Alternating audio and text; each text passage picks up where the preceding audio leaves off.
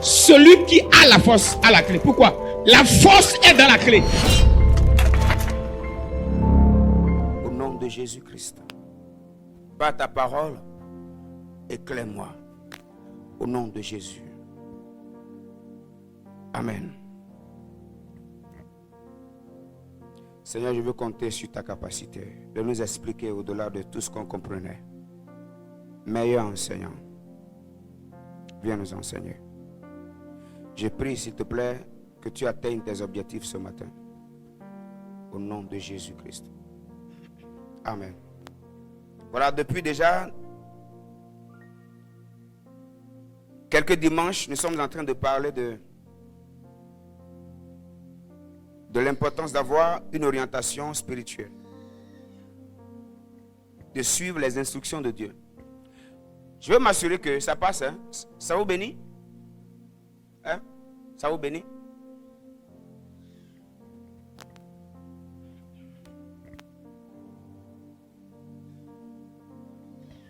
C'est très capital de suivre Dieu, de l'écouter, parce qu'il connaît tout le monde et il connaît toutes choses. Il connaît tout le temps.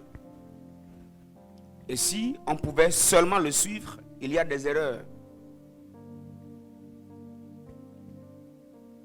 que nous n'allions jamais commettre. Et plusieurs décadences que nous avons dans nos vies, c'est en fonction de c'est pas notre incapacité de l'écouter, notre incapacité de le suivre. Toutes les saisons ne sont pas les mêmes. Il y a les saisons par lesquelles Dieu nous oriente d'une manière. Une autre saison, il nous oriente d'une autre manière. Ce n'est pas la manière dont Dieu t'a orienté il y a un an qu'il désire t'orienter encore cette année. Ce n'est pas ce qu'il t'avait dit le mois dernier qu'il est obligatoire de garder pour ce mois. Parce qu'il se peut que ce mois, Dieu te donne une orientation en fonction de ce qui se passera dans le mois. Et lui, Dieu, il voit déjà dans le mois. Et il peut te dire, ce mois-ci, fonctionne comme ça. Fais ceci, fais cela. Évite ceci. Il peut nous arriver aussi de collaborer avec des personnes qui en soi ne sont pas de très bonnes personnes. Et ce n'est pas l'orientation de Dieu qu'on peut arriver à discerner ces personnes, qu'on peut arriver à savoir comment fonctionner avec elles. Ou même nous déconnecter même de certains. Parce que Dieu les connaît et Dieu sait que ces personnes dans notre vie ne nous feront pas du bien. Généralement, lorsqu'on se retrouve dos au mur, on se plaint. Pourquoi ceci? Pourquoi ceci m'est arrivé? Dieu m'a abandonné. Dieu m'a oublié. Où est Dieu? Où est Dieu dans tout ça? J'avais prié, non? J'avais fait offrande, non? J'avais fait ceci. Non, moi je ne vais plus le servir. Moi je ne vais plus l'adorer. Et nous avons commencé à nous demander, est-ce qu'en soi, dans tout cela, c'est Dieu qui a tort? Et si on peut comprendre qu'il y a un Dieu qui nous aime, qui a un bon plan pour nous, alors on doit comprendre aussi qu'au-delà de ce que nous vivons, Dieu a toujours raison. Autrement dit, si on l'écoutait, il y a des erreurs qui ne s'infiltreraient jamais dans nos vies. Et il y a beaucoup de dégâts, beaucoup de souffrances qu'on n'aurait jamais causées, qu'on n'aurait jamais vécues. Que Dieu nous aide. On peut projeter le verset de base.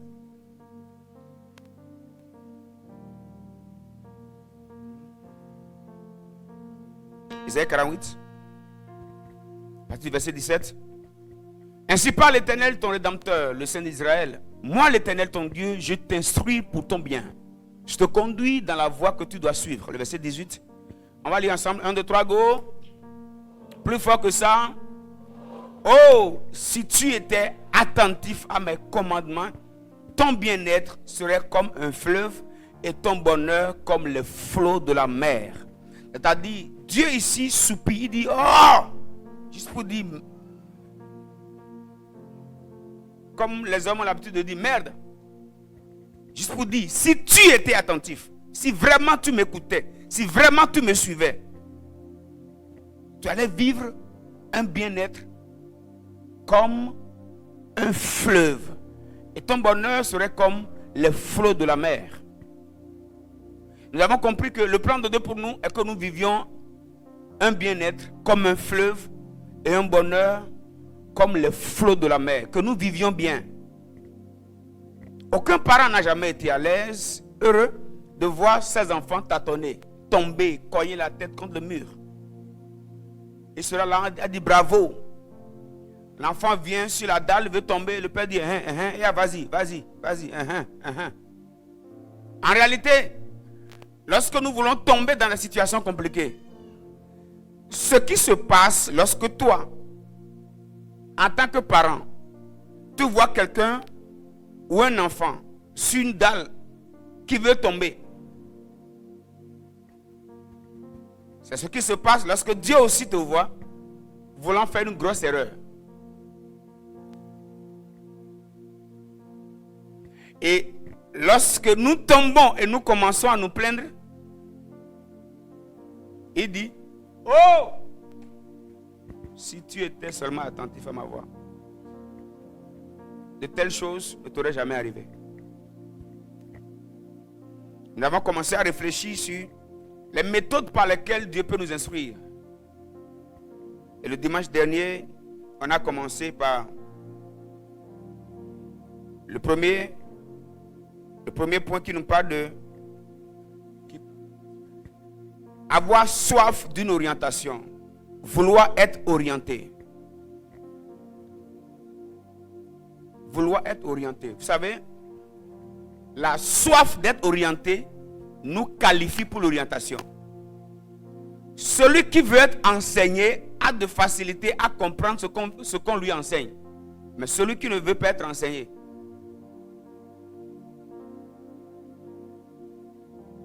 donc le premier point très important, c'est la soif d'être orienté. C'est le désir d'être orienté. Vouloir être orienté. Vouloir être orienté. Vouloir vraiment que Dieu nous conduise.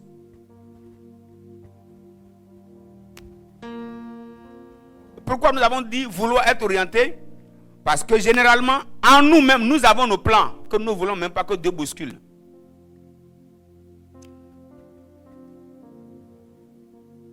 Si tu es célibataire et tu veux vraiment prier pour te marier, tu as déjà un œil sur une soeur ou bien sur un frère. Pendant que tu dis à Dieu, Seigneur, que ta volonté soit faite, oh Dieu, tu dis quoi dans ton cœur? Hein? On peut être honnête.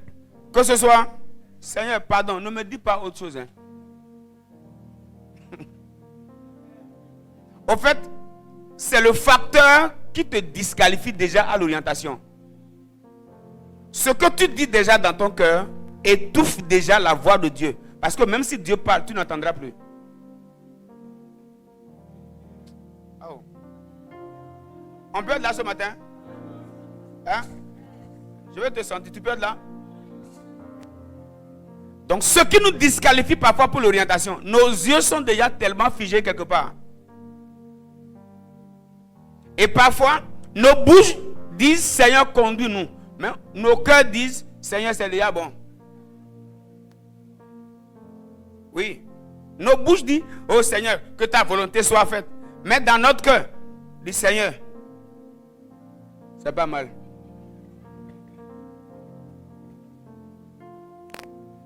Je peux vous dire, raconter une petite histoire. Ok. Parlant de ce scénario, il m'est arrivé de vouloir faire un choix. Le choix, bien sûr, de la femme de ma destinée.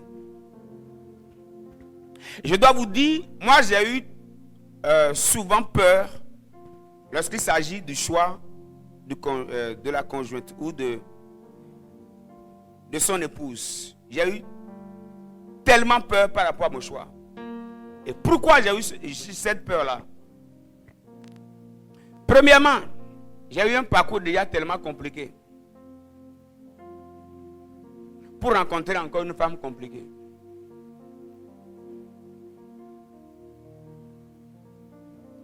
Deuxièmement,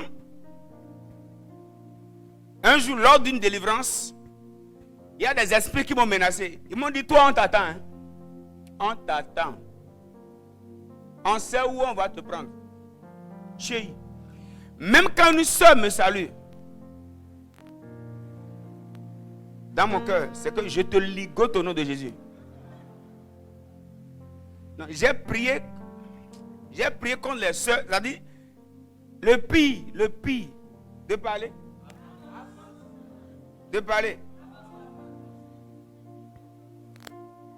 C'est les jeunes qui aiment cette partie-là. Le pire, quand tu es soeur, t'inquiète, tu me regardes. C'est l'esprit de mamie, je vois en même temps. En même temps. Ça là, même là, j'ai même pas besoin de demander au Saint-Esprit. Et puis, en fait, c'était comme ça dans ma tête à cause des menaces que j'ai eues.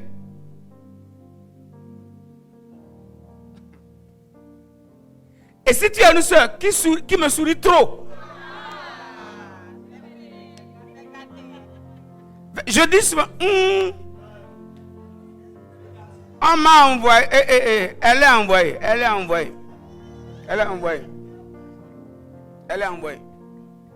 Que Dieu nous délivre au nom de Jésus. Ouais, non. Donc, le premier blocage, même pour les orientations, là, c'est ce qui est déjà établi en nous. Ce n'est même pas là la vraie histoire. La vraie histoire, tu dis avance. La vraie histoire, c'est quand j'ai eu mes regards fixés sur une soeur. Voilà que je me suis promis à l'époque, je ne dirai jamais je t'aime à 2 soeurs dans ma vie. Et voilà que je suis allé déposer ma candidature. Après, le Sénat m'a qualifié comme étant le président élu.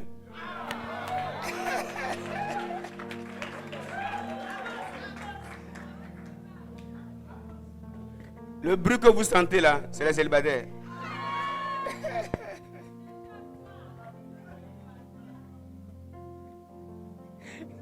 C'est pas grave. On peut avancer, non? Maintenant, plus je priais, plus j'étais convaincu que ce n'était pas elle. Plus je priais, dans mon cœur, je sentais une déconnexion. Mais j'ai dit non, je suis déjà arrivé. Je me suis promis ne pas dire je t'aime à 2 personnes. Donc Seigneur, pardon. J'ai dit à Dieu, Seigneur, même si ce n'est pas ta volonté, ça là, il faut accepter. Je me souviens avoir dit ça à Dieu en prière. Oui. Vous dites ça en effet, il faut aimer pour comprendre.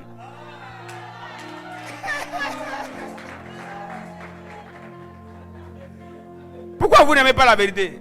Vous aimez la vérité? Il faut aimer pour comprendre. C'est vrai?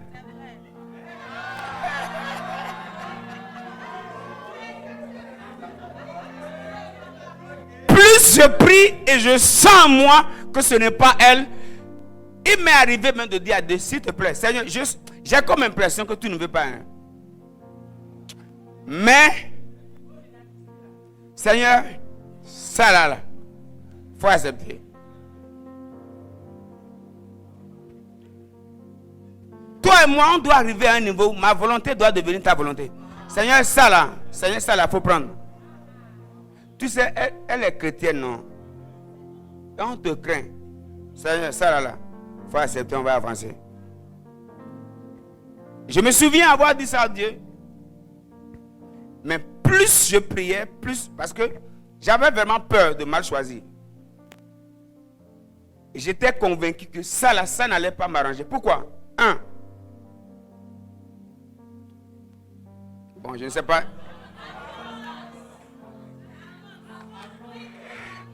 Attendez, pourquoi vous aimez les bérets comme ça?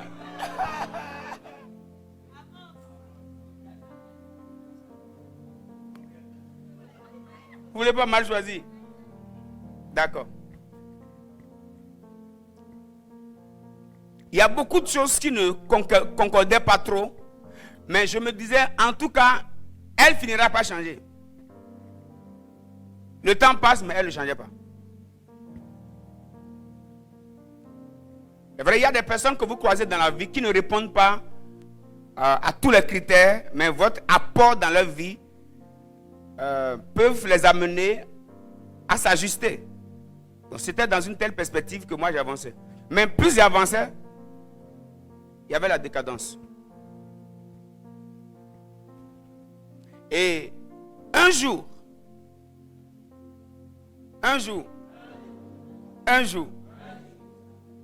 c'est la partie là que vous attendiez. Après avoir prié, je me suis couché et je me suis vu je faisais un songe. Et dans le songe, j'étais derrière elle et je l'appelais, mais plus j'essayais de l'approcher, plus elle fuyait.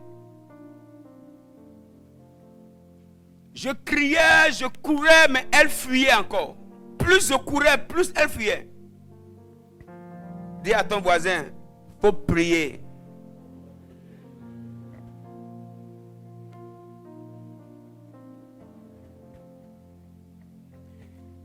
Et dans le rêve que j'avais, j'ai tout fait, mais elle est partie. Jusqu'à ce que je me suis réveillé. Quand je me suis réveillé, j'ai dit au nom de Jésus, nul et sans effet.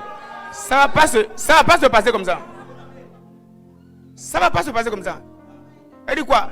La relation dans laquelle moi je me suis donné, elle dit nul et sans effet. Tout hôtel, quel hôtel? Quel hôtel? Elle dit ça vient de sa famille ou bien de ma famille? En tant que fireman, j'ai libéré le feu.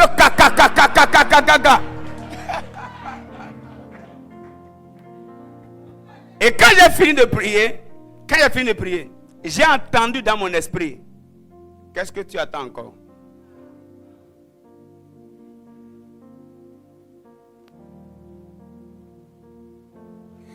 C'est à partir de ce jour que j'ai décidé de faire marche arrière. Si ce n'était pas ce songe, aujourd'hui je serais un mauvais marié.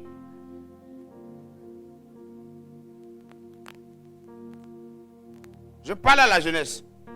Lorsque tu aimes quelqu'un, n'oublie pas de soumettre ça à Dieu. Parce que la bonne personne d'aujourd'hui peut ne plus l'être demain.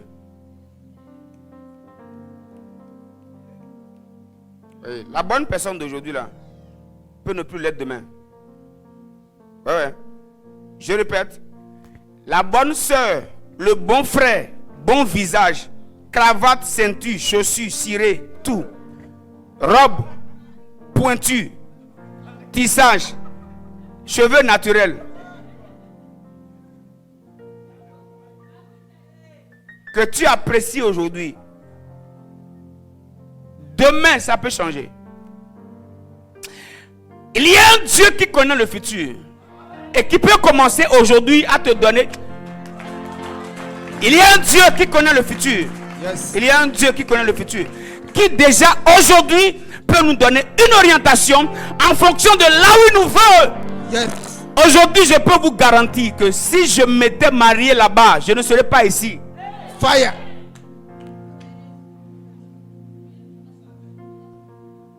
Je ne serais pas ici. Je ne serais pas ici.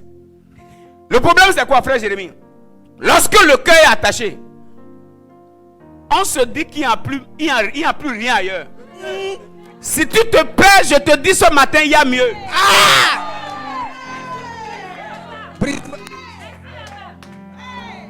Oui, je vous parle de Si tu te perds, laisse-moi te dire, il y a mieux. C'est seulement si tu es dans la volonté parfaite de Dieu qu'il n'y a pas mieux. Yes. Sinon, si tu te perds, il y a mieux. Il y a mieux. Il y a mieux. Dites avec moi orientation. Orientation. Dites Seigneur, conduis mes pas. Seigneur, conduis mes pas. Vous savez, dans la vie, il y a des erreurs mineures, il y a des erreurs majeures. Les erreurs mineures, c'est ce qu'on peut facilement corriger. Les erreurs majeures, là. Les erreurs majeures.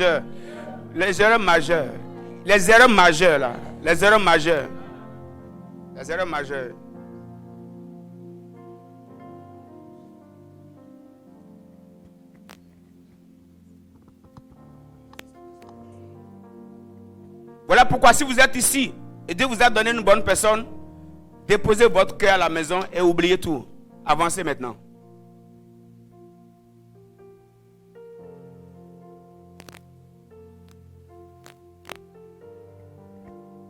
Que Dieu nous aide. Elle et moi, nous étions dans la même église, mais je ne la voyais jamais. Parce que, vous voyez, quand on est comme ça là, quand je regarde le pasteur et tous ceux qui sont, je vois ceux qui sont derrière. Pour suivre la volonté de Dieu, on ne regarde pas dans une seule direction.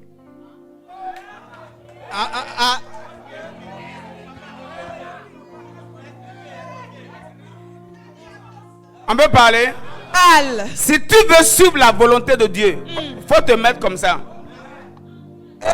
Là, tu donnes le libre choix à Dieu d'orienter ta tête. Lorsque ta tête est déjà comme ça, même si Dieu te dit c'est derrière, tu ne verras jamais derrière. Et c'est l'erreur que nous commettons. Nous tombons dans beaucoup de choses. Ce n'est pas que Dieu ne veut pas nous conduire, mais nous avons calé nos têtes. On a calé. On est comme ça. Seigneur, conduis-moi. Oh, conduis-moi. Conduis-moi. Quitte là. Mets-toi comme ça. Sois neutre. Dis à ton voisin, Dieu conduit ceux qui sont flexibles.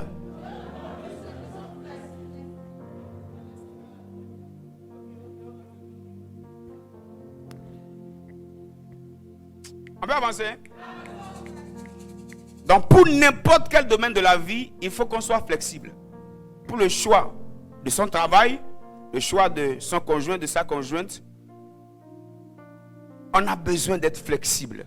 Ce qui nous disqualifie, c'est que souvent nos têtes sont tellement calées, tellement orientées, figées qu'on ne voit plus rien.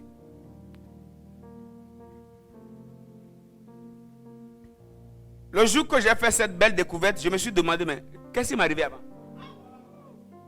On m'avait envoûté ou quoi?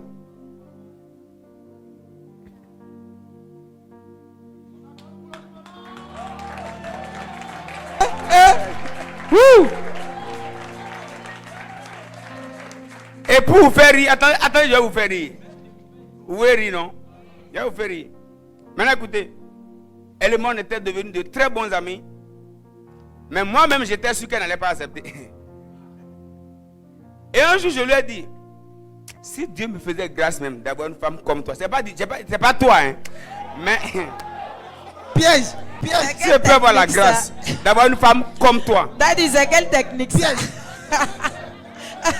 C'est quelle technique ça là? On va appliquer.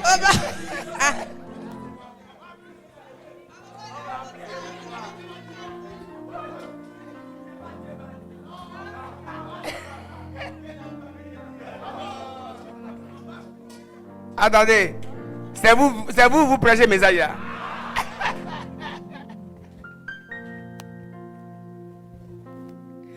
Alléluia.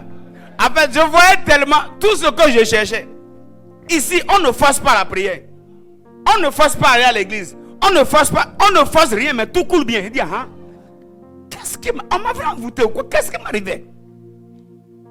Ici, il y a parlé en langue. Là-bas, il n'y a pas parlé en langue. Chaya! Il dit, mais qu'est-ce qui m'est arrivé avant?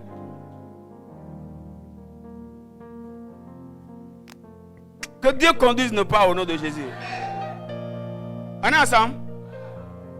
Que Dieu conduise nos pas au nom de Jésus. Il faut qu'on soit flexible.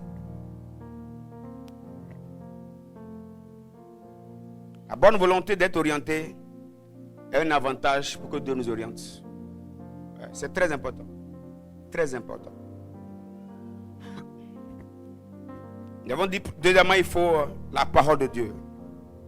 La parole de Dieu est une nourriture, elle est une arme. Il envoya sa parole, elle les guérit, elle les fit échapper de la fosse. Dieu peut t'envoyer une parole qui t'aide à ne pas tomber dans une fosse. David le dit dans le psaume 119, le verset 5. Ta parole est une lampe à mes pieds et une lumière sur mon sentier. La parole de Dieu, Dieu peut, par un seul verset, t'orienter, te donner une orientation très claire. Par un message biblique à l'église, Dieu peut te dire une chose importante que tu dois suivre.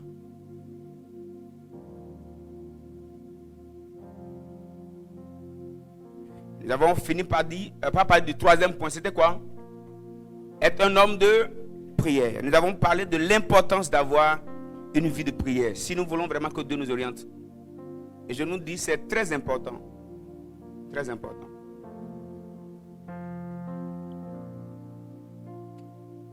J'ai envie de vous raconter une seconde histoire, mais... Non.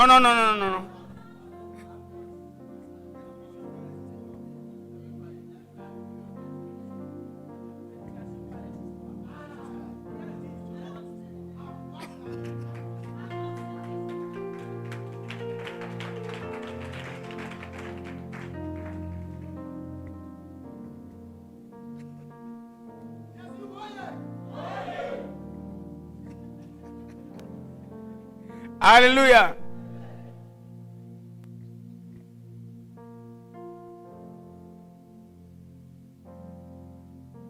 Un jour, j'ai promis à une soeur, je vais t'appeler. La nuit, on va parler. Parce que je voulais faire le choix. Et tout prouvait que c'était bon. Écoutez-moi bien. Tout prouvait que c'était bon. Je lui ai dit, à telle heure de la nuit, je vais t'appeler. Et j'ai prié. Dis à quelqu'un pour prier. Il faut prier. Je nous donne un conseil. Ne choisissons rien, ne décidons rien sans beaucoup prier. Sans beaucoup prier. Et j'ai passé du temps, j'ai dit, Seigneur, aide-moi. Je sens en moi que c'est ce que je dois faire, mais que ta volonté soit faite. S'il te plaît, conduis mes pas. Et j'ai pris du temps pour prier. Et je me suis retrouvé dans une salle très calme. Mon téléphone bien chargé. Les unités au point. Et je suis allé m'asseoir avec mon téléphone à côté en priant. Seigneur, donne-moi les mots justes qu'il faut. Ouais, il faut tout confier à Dieu. C'est pas que je veux faire de la pagaille. Je veux réussir ma vie et je sais que si je choisis mal, c'est fini pour moi. En parenthèse, l'une des erreurs de ceux qui se sont mariés avec les bonnes personnes, c'est qu'ils négligent la bonne personne. Ça, c'est juste entre parenthèses. Et ils ont les regards ailleurs. Ils sont distraits par ce qui est dehors, par ce qui les entoure. C'est le meilleur moyen que le monde des ténèbres choisit pour détruire les destinées. Je reviens encore sur une chose que j'avais dite. Si vous avez choisi la bonne personne, que vos yeux, vos cœurs soient attachés à la maison. Parce qu'il n'y a rien d'autre dehors. Tout ce qui est dehors, c'est tout ce qui peut vider votre énergie et bouger votre destinée. Amen. Je reviens à l'essentiel. Et j'avais mon téléphone à côté et je priais, oh Seigneur, aide-moi, je ne veux pas me tromper. Mais je n'avais aucune opposition à moi. En fait, je sentais comme si c'était la bonne occasion, c'était la bonne personne. Alors que si je l'appelle, ça ne sonne pas 2-3 fois, elle décroche toujours. Et elle attendait même mon appel. Elle attendait que je dise quelque chose. Parce qu'elle a dit, mais pourquoi le frère Blaise tarde? On se voit, mais je ne dis rien. Parce que, en fait, si je n'ai pas beaucoup prié, je ne fais rien. Je me suis assis et je priais. Qu'est-ce qui s'est passé? J'ai pris mon téléphone et j'ai lancé son appel. J'ai lancé son appel. Vous voulez la suite? Dimanche prochain.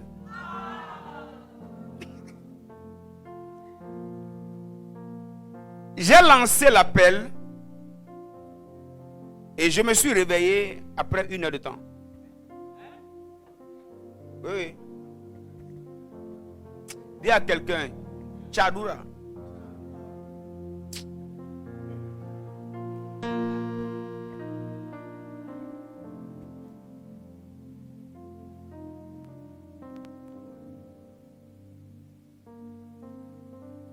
Parce que ce que je fais, ce n'est pas toutes les femmes qui peuvent m'accompagner.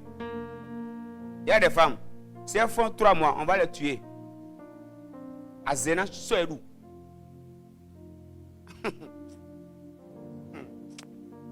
Aïe.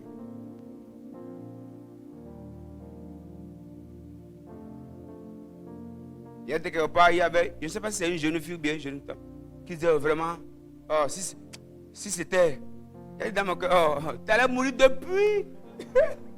Tu allais mourir depuis. Tu allais mourir depuis.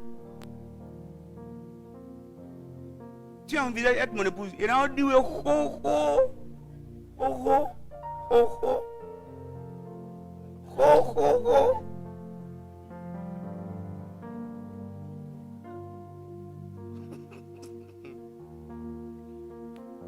J'ai lancé l'appel, je ne sais pas ce qui m'a fait dormir. J'ai dormi pendant près d'1 heure de temps.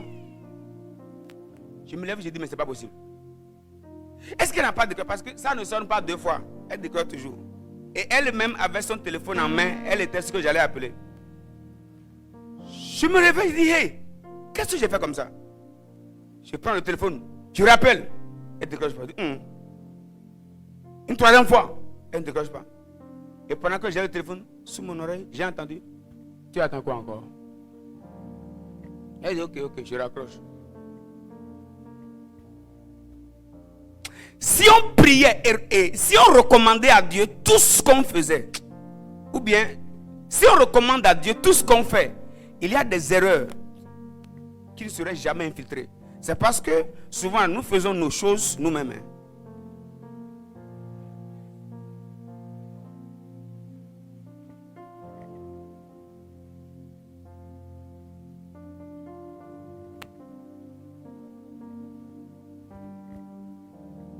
Il faut être un homme de prière. Nous avons dit, la prière a la capacité d'assainir, de nettoyer le chemin et de nous disposer sur le vrai chemin.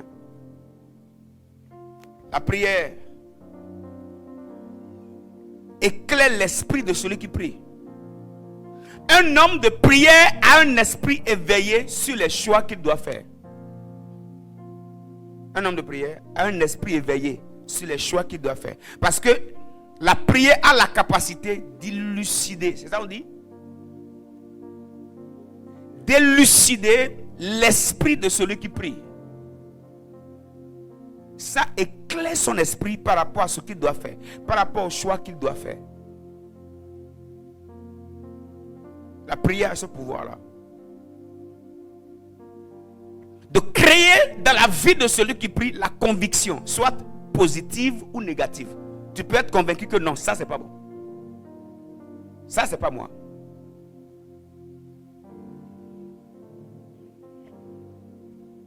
Celui qui prie se retrouve généralement là où Dieu le veut. Voilà pourquoi prier beaucoup veut dire dépendre beaucoup de Dieu. Prier moins veut dire dépendre moins de Dieu. Et ne pas prier veut dire je n'ai pas besoin de Dieu. Je compte tellement sur mes capacités que même si je ne consulte pas Dieu, même si je ne sollicite pas Dieu, je peux m'en sortir. Celui qui ne prie pas est en train d'envoyer un message au ciel. Je n'ai pas besoin du ciel pour faire sur la terre ce que je dois faire. Indirectement, c'est le message que nous envoyons au ciel si on ne prie pas. Si tu entames une journée sans prier, tu es en train de dire à Dieu, même si tu restes à l'écart, moi-même je vais gérer la journée. Parce que prier, c'est solliciter Dieu. Ouais, c'est solliciter Dieu. Ne pas prier, c'est de dire à Dieu, cette nuit-là, il n'y a pas besoin de toi. Moi-même, je peux la gérer. Et tu dors sans prier.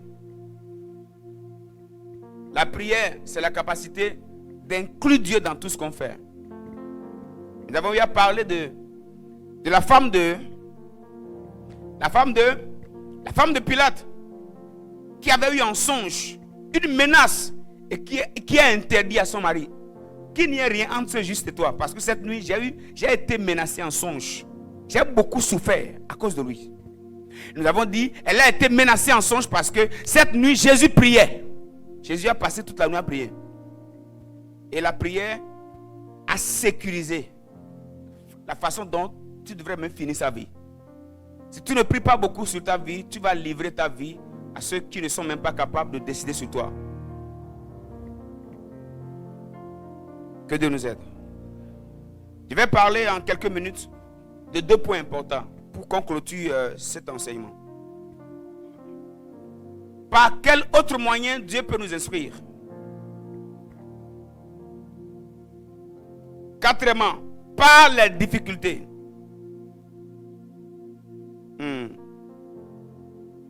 Par les difficultés. Par les difficultés.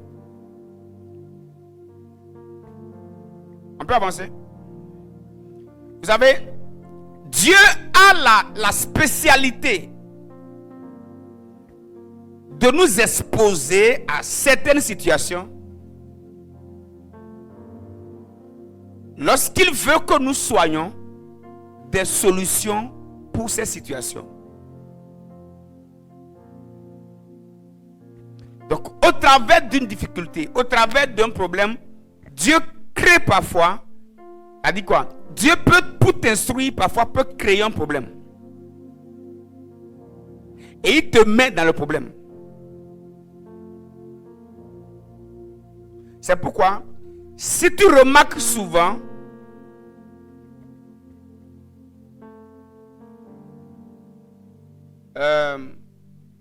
une colère en toi quand tu vois les gens souffrir, tu as envie d'aider les gens. Le désir que tu as là, c'est une orientation. On me suit? Suivez-moi bien. Si tu vois les gens malades, ça t'énerve. Il y a certainement en toi quelque chose, une chose sur laquelle Dieu veut t'ouvrir les yeux. Soit tu as une onction de guérison. Tu sens que tu n'aimes pas trop les hôpitaux. Quand tu vas à l'hôpital et tu vois les gens souffrir, tu n'aimes pas ça. Il y a quelque chose en toi. Dieu va t'exposer à une atmosphère contraire à ce qui est en toi, pour que tes yeux souffrent ce qui est en toi. Attendez, vous m'avez entendu? Qui m'a entendu? Dieu nous expose souvent à certaines difficultés pour que nous sentions le besoin de les résoudre. Même si, selon nous, la capacité n'est pas encore là. Lui, il sait que la capacité est là. Je vous donne un exemple. Un des lieux que je n'aime pas aller. Je n'aime pas aller à l'hôpital. Demandez-moi pourquoi. L'odeur que je sens même m'énerve. Quand je vois les gens souffrir, ça m'énerve. J'ai envie d'entrer dans les hôpitaux et de faire sortir tous les malades.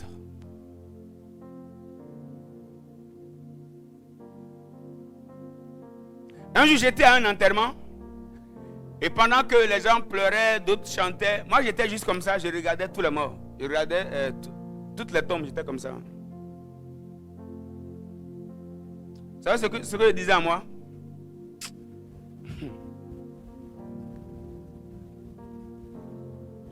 Je sais que ça vient. Mais j'avais une colère de... Je vais sur une tombe là, je... Sors!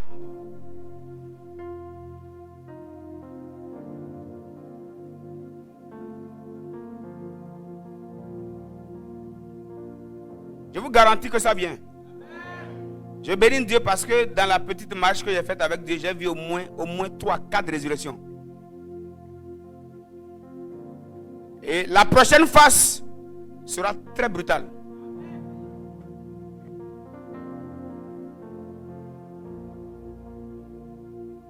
Si tu vois la mort, ça te dit quoi? Ce qui résonne en toi est un signe qu'il y a quelque chose en toi que tu...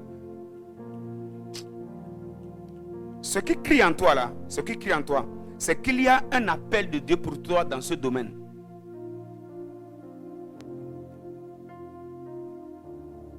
Une orientation peut passer par une difficulté, par un problème auquel Dieu nous expose.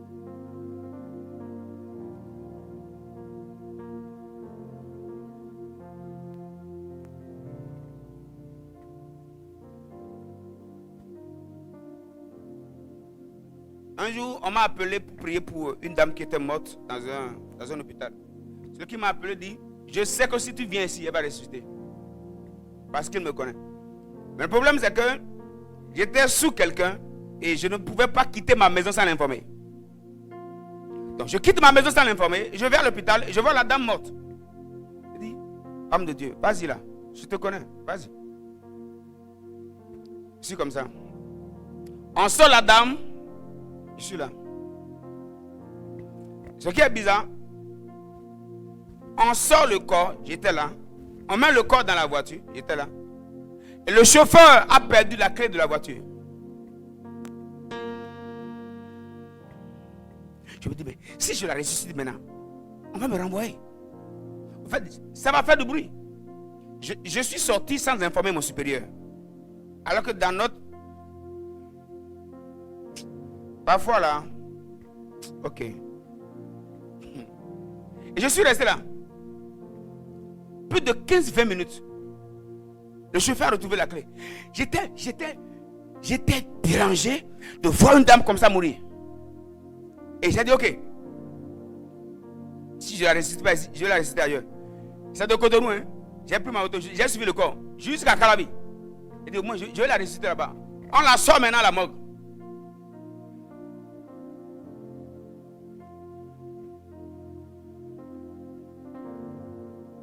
Il me dit, arrête le corps. Prie pour la dame là, on va quitter ici. Non. Ouais, j'étais déjà à Cotonou et j'ai peur de ressusciter. Maintenant, j'ai quitté Cotonou, je suis à Calabi. Mon esprit me dit, si tu la ressuscites ici, ton ministère est gâté. On va te renvoyer. Il dit, et je regarde le corps comme ça. Et quand on l'a mené, j'avais envie de dire. Et mon frère disait, vas-y là, je te connais, vas-y.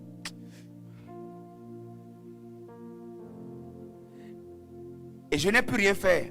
On l'a amené dans la glace. Je vous dis, la mort de cette femme est restée sur ma conscience pendant au moins un mois.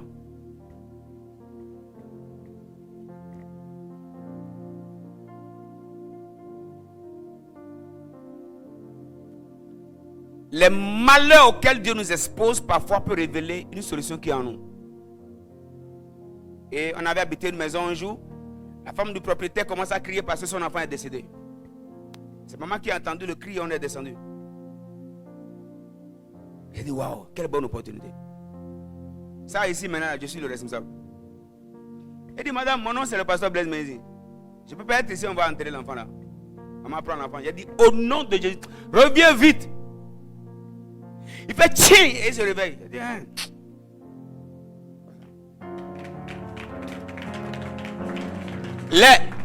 Les problèmes auxquels Dieu t'expose révèlent parfois un pouvoir. Dites avec moi pouvoir. Je vais utiliser un langage. Dites pouvoir. Il y a parfois un pouvoir qui est en toi. Mais ce pouvoir va bouger lorsque Dieu va t'exposer à une atmosphère contraire.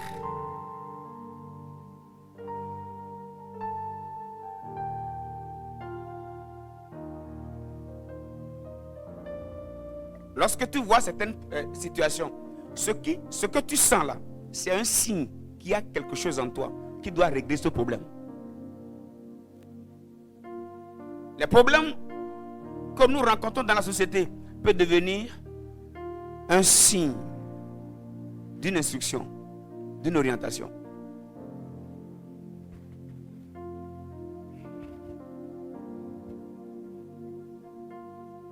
La dernière fois que j'ai prié pour une femme morte, elle n'était pas ressuscitée. Alors qu'avant ça, on a vu au moins 3-4 fois, j'ai vu Jésus ressusciter les morts. Et cette fois-là, on a prié jusqu'à elle n'est pas ressuscitée. J'ai dit comment? Pourquoi ça? Les autres fois ça marchait. Mais j'ai dit à ceux qui prient avec moi, bon, si ça n'a pas marché aujourd'hui, ça va marcher demain. J'ai dit ça doit marcher. Si ça n'a pas marché aujourd'hui, ça va marcher demain. Dieu nous expose parfois à certains problèmes juste pour révéler le héros qui dort en nous. Je prie que le pouvoir qui est en toi commence à bouger. Je sais pourquoi je parle de pouvoir. Dites pouvoir. Aucun homme n'est naturel. Surtout si tu donnes ta vie à Jésus.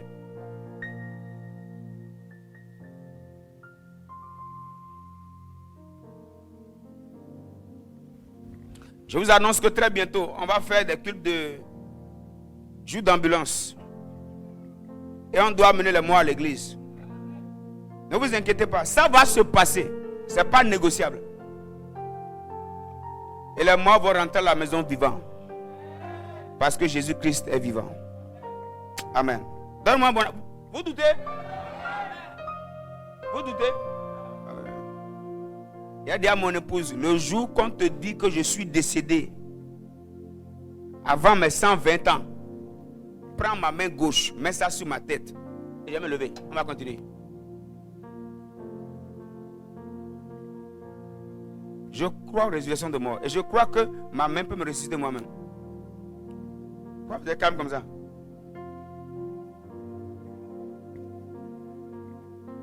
Tu ne mourras pas avant ton temps. Nous n'allons pas mourir avant notre temps. Nous allons accomplir tout le plan de Dieu avant de partir. Au nom de Jésus-Christ. Amen. Dans Marc chapitre 4, petit verset 35, la Bible dit, ce même jour, sur le soir, Jésus leur dit, passons à l'autre bord. Après avoir envoyé la foule, il l'emmenait dans la barque où il se trouvait. Et il y avait aussi d'autres barques avec lui. Il s'éleva un grand tourbillon et les flots se jetaient dans la barque au point qu'elle se remplissait déjà. Et lui, il dormait.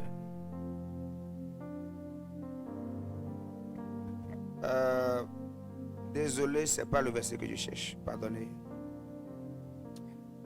Aïe, aïe, aïe. Merci Jésus.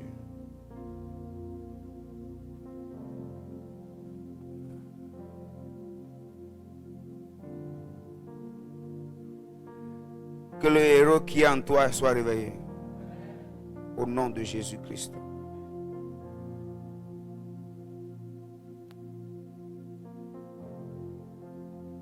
Quelqu'un me lit Matthieu 14, 25.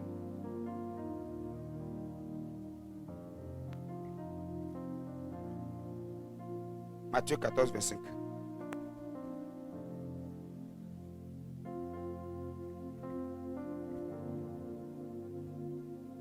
On y va. Oui. Jésus alla vers eux, marchant sur la mer. Quand les disciples le virent marcher sur la mer, ils furent troublés et dirent, c'est un fantôme. Et dans leur frayeur, ils poussaient des cris. Jésus leur dit aussitôt, rassurez-vous, c'est moi, n'ayez pas peur. Pierre lui répondit, Seigneur, si c'est toi, ordonne que j'aille vers toi sur les eaux. Et il dit, viens. Pierre sortit de la barque et marcha sur les eaux pour aller vers Jésus. Mais voyant que le vent était fort et eut peur, et comme il commençait à enfoncer, il s'écria, Seigneur, sauve-moi. Aussitôt, Jésus étendit la main, le saisit et lui dit, homme de peu de foi, pourquoi as-tu douté? Amen. Je disais tantôt, si Dieu veut nous donner une orientation par rapport à une capacité qui est cachée en nous, il nous expose souvent à un problème. Écoutez-moi bien. Si Pierre n'était pas exposé à ce problème, il ne saurait jamais qu'il était capable de marcher sur l'eau.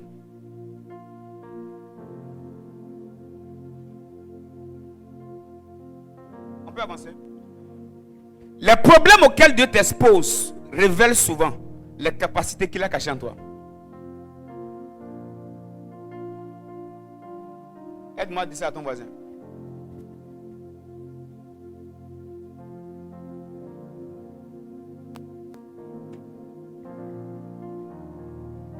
Jésus voulait montrer aux disciples une autre dimension. Mais il y a des dimensions que Dieu ne révèle pas dans la facilité. Jésus voulait leur prouver qu'ils étaient en mesure de faire des choses extraordinaires. Mais ça ne devrait pas être bic et cahier. Il faut qu'ils se retrouvent devant une situation compliquée. les capacités de Dieu en nous, parfois se révèlent devant les problèmes. Notre problème, c'est notre perception du problème. Si tu regardes le problème, c'est-à-dire, Pierre regardait le vent, la mer qui s'agitait, comme une opportunité de faire des exploits. Mais les autres s'étaient accrochés à la barque parce que pour eux, c'était une occasion de mourir.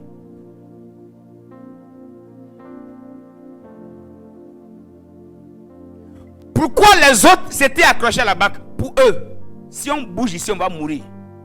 Mais pour lui, voici une bonne opportunité pour faire un peu ce que Jésus est capable de faire. Ce qui change la donne, ce n'est pas la situation, mais c'est ta manière de voir la situation. Quelqu'un là? Les choses par lesquelles nous passons parfois révèlent les capacités de Dieu en nous. Et aussi révèlent l'appel de Dieu sur nous.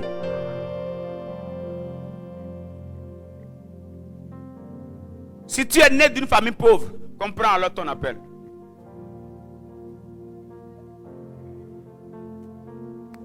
Tu es né dans une famille où la sorcellerie fait beaucoup de dégâts, comprends alors ton appel. Il y a quelque chose en toi qui doit aller mettre, dites avec moi, chacun à sa place. Tu dois monter en esprit et montrer aux démons là où ils doivent rester. C'est de ta responsabilité de le faire. N'attends pas que le secours vienne d'autres.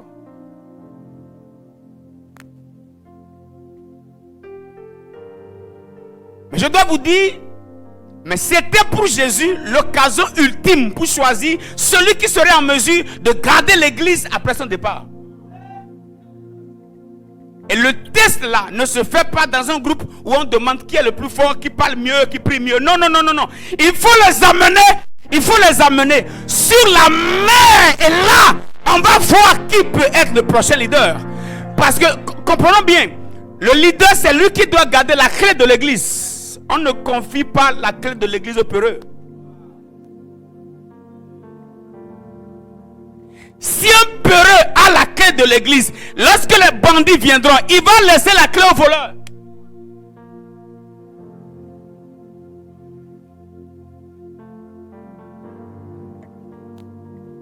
On est ensemble? Faites comme ça. Alors pour Jésus, c'était l'élection de celui qui devrait garder la clé de l'église. Écoutez-moi bien. Lorsque Dieu veut te confier la clé de l'église, il voudra parfois que tu marches sur les eaux.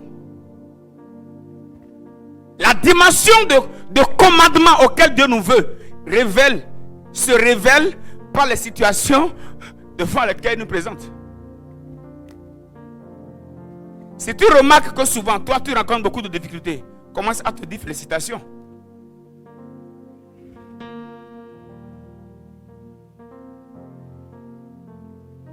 On ne peut jamais présenter un problème compliqué à un enfant de CI.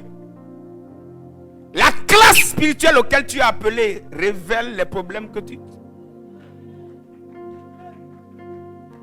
Non, non, je peux répéter. Je peux répéter.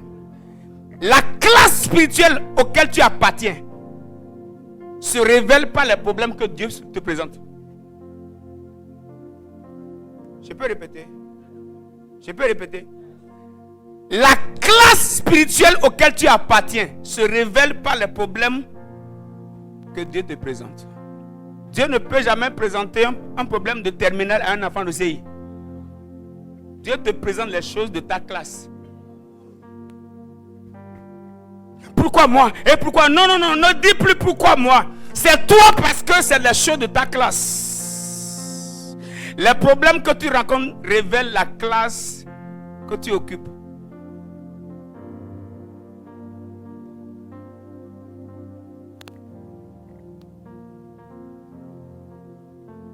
Ce n'est pas des difficultés parfois que Dieu nous oriente et nous révèle qui nous sommes. Vous allez voir. Les autres étaient attachés à leur barque. Mais Pierre s'est détaché de la barque. C'est là que l'élection a été faite. Après, Jésus lui a dit, il n'a même pas fait l'élection. Il dit, Pierre, viens. Toi, tu es Pierre. Sur cette pierre-là, je peux bâtir mon église. Tu es Pierre. Hein? Je ne vais pas parler de lui. Dites Pierre. Dites Pierre. Amis, on n'a qu'à quitter ici. C'est le problème du premier culte. C'est maintenant que je vais commencer à prêcher. Il lui dit, tu es pierre, et sur cette pierre je bâtirai mon église. La pierre, c'est ce que le vent ne peut pas emporter. Le vent a emporté les autres, sauf Pierre. Sauf Pierre. Lui, il est tellement solide. Jésus dit non, c'est seulement sur toi qu'on peut bâtir l'église.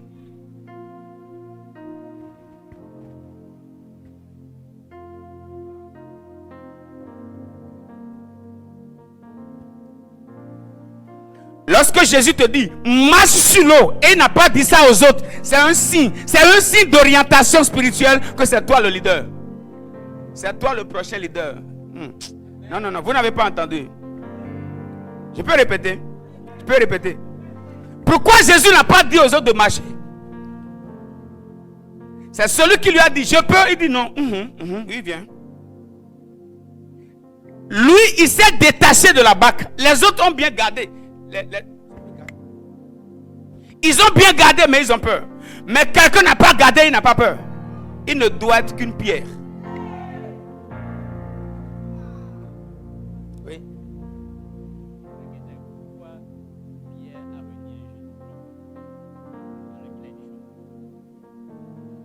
Pourquoi Pierre a renié Jésus 3 fois alors qu'il a été choisi?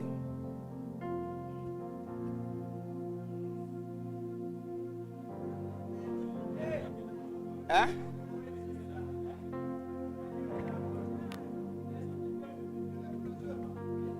On peut parler. Ok. Voici un monsieur que Jésus a choisi, mais qui était faible.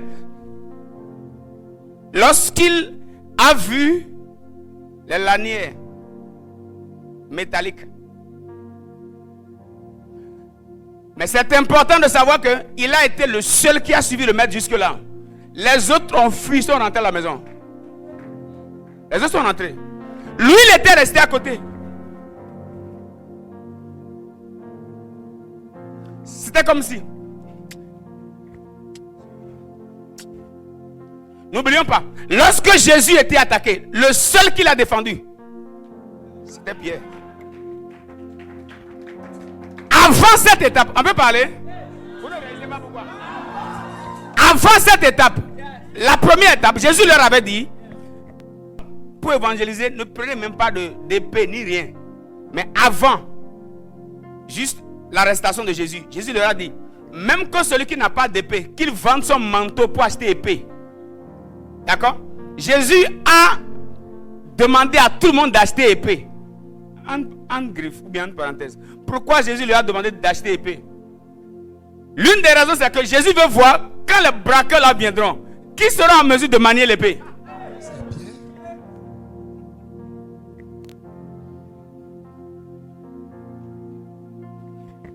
Les 12, même Judas avait épée. Jésus a exigé que tout le monde achète épée. Personne d'eux n'était en mesure de défendre le maître avec l'épée. Ils avaient l'épée, mais ils ont fui. Le seul qui avait pu affronter, c'était lui. Et Jésus a remarqué. Jésus a dit, ok, maintenant le gars n'est pas mal. Jésus prend l'oreille, Jésus colle. Il dit, Jésus a gâté mon travail. Moi, je me suis battu pour lui, pour rien. Jésus colle les oreilles. Jésus colle, il colle l'oreille. Juste pour dire à Judas, bon, en fait, on n'a pas besoin d'épée, en fait, pour me défendre, parce que moi, au fini, je dois monter au ciel. Je voudrais juste voir si tu étais en mesure quand même de... Ok, maintenant ils arrivent là où on maltraitait Jésus. Le seul qui était là, c'est lui. Et après l'avoir renié, il a demandé pardon en pleurant. Au fait, il avait manqué la force d'affronter. Mais son cœur était attaché à Jésus. Mais les autres étaient déjà au village.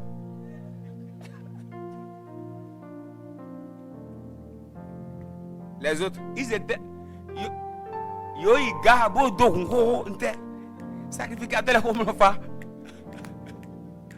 Ils avaient déjà pris le bus.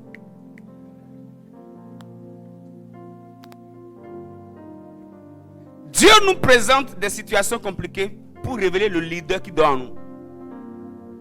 Les situations par lesquelles tu passes sont des signes que tu portes quelque chose de lourd. Ne regarde pas ça comme ce qui doit te tuer, mais regarde ça comme un signe révélateur de ce que tu es. Une situation difficile peut devenir un panneau indicateur de ce que tu es. Juste pour finir, écoutez-moi. Je voudrais bien finir le message aujourd'hui, mais il reste un point. Mais peut-être on va laisser. Non, je ne peux plus donner maintenant. Vous savez, l'une des choses qui fait ma fougue ou ma folie dans les choses spirituelles, c'est les choses par lesquelles Dieu m'a fait passer. Pourquoi moi j'aime la délivrance? Pourquoi j'aime la guérison? Pourquoi quand je vois les morts je suis fâché? Je n'ai pas le temps de vous en parler.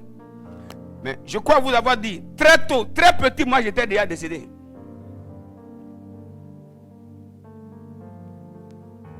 Ma maman était devenue folle.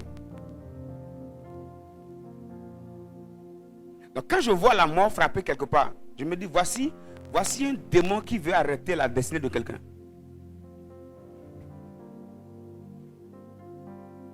Et un matin, je me suis réveillé et je me suis retrouvé comme ça. J'étais plus en mesure d'aller à l'école. Les sorciers m'ont courbé. Donc je ne peux plus aller à l'école. Et j'étais devenu comme un comment on appelle? C'est un mongol on l'appelle. Mes parents n'ont plus rien fait.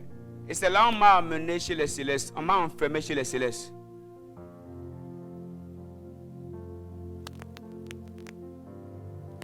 Je suis resté chez les célestes.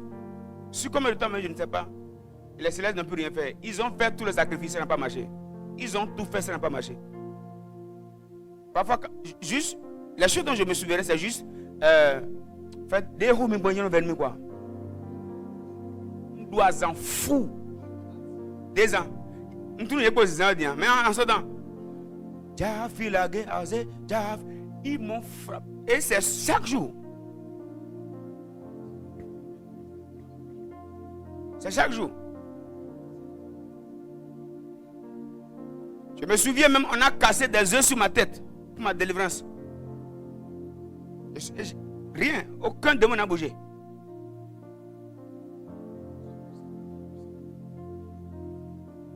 Ils ont fait Sahara, tout, zéro. Et un jour, un pasteur vient dans le quartier. Et ma maman est allée me chercher à l'église céleste. Les célestes ont refusé. Ils ont dit, si je sais que je vais mourir, je dois rester à Bouglé. Et on me sort, on me présente au pasteur. Et tout ce que j'entendais, c'est, tu ne vivras pas comme ça, tu vas vivre la gloire de Dieu. J'entendais ça un peu. Et j'entends au nom de Jésus. Et je me suis retrouvé par terre. J'ouvre mes yeux, je vois ma maman et une dame avec celui qui a prié. Je me suis retrouvé par terre. Et je demande à maman, qu'est-ce qui se passe? Maman commence à pleurer. C'est plus tard, elle m'a raconté toute l'histoire. Et depuis ce jour, surtout quand je me suis donné à Jésus, j'ai senti en moi une dette envers ceux qui sont menacés par les démons. Voilà pourquoi j'aime la délivrance. Et j'aime la prière de combat. Parce que j'ai compris que les démons existent. La sorcellerie existe. Parfois, les problèmes par lesquels Dieu nous fait passer révèlent parfois l'appel que nous portons.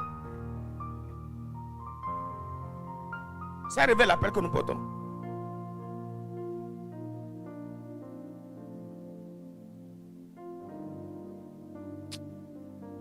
On va prier.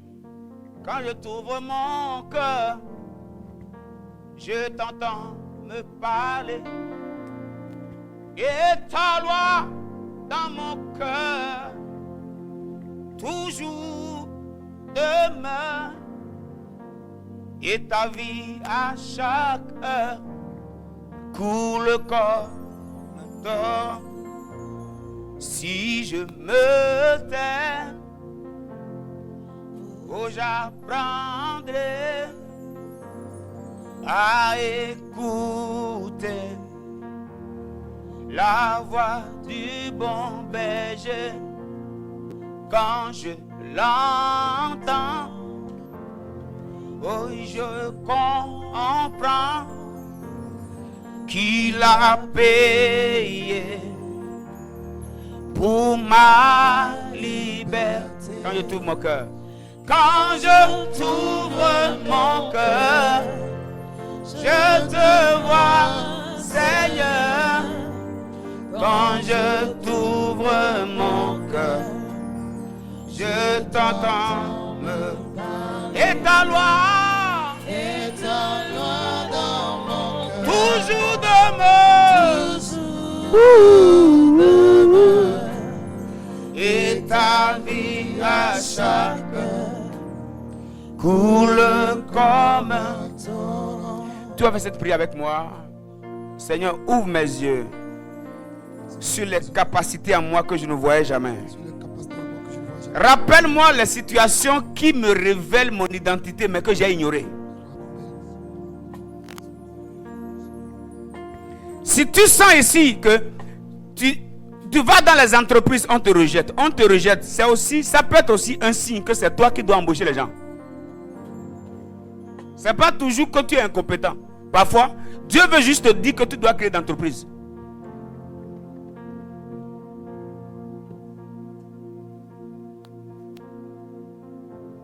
Les problèmes peuvent révéler une orientation. Prie au nom de Jésus. Seigneur, nous faisons monter nos voix vers toi. Nous te supplions ce matin. Aide-nous, Seigneur, afin que nous ne nous égarions pas. Éclaire-nous, Saint-Esprit. Éclaire-nous, éclaire-nous. Donne-nous de faire la lecture de chaque situation par laquelle tu nous fais passer. Nous comprenons que chaque problème est un appel. Chaque problème révélé est une capacité cachée en nous. Nous te prions, Seigneur. Aide-nous, s'il te plaît. Que personne ici ne rate sa destinée. Donne-nous de voir les tempêtes comme Pierre l'avait vu et non comme les autres qui prenaient la tempête comme ce qui allait détruire leur vie pendant que c'était le temps d'élection, de choisir celui qui devrait garder l'église. S'il te plaît, aide-nous, Seigneur. Donne-nous le cœur de voir les choses telles que tu les vois. Je prie pour ton église et pour moi-même. S'il y a quelqu'un ce matin qui traverse une situation qui devrait révéler son identité, mais qui prenait cette situation comme un problème à détruire, s'il te plaît, ouvre nos yeux afin que nous voyions tout cela. Nous ne voulons pas passer à côté. Au nom de Jésus-Christ. Amen.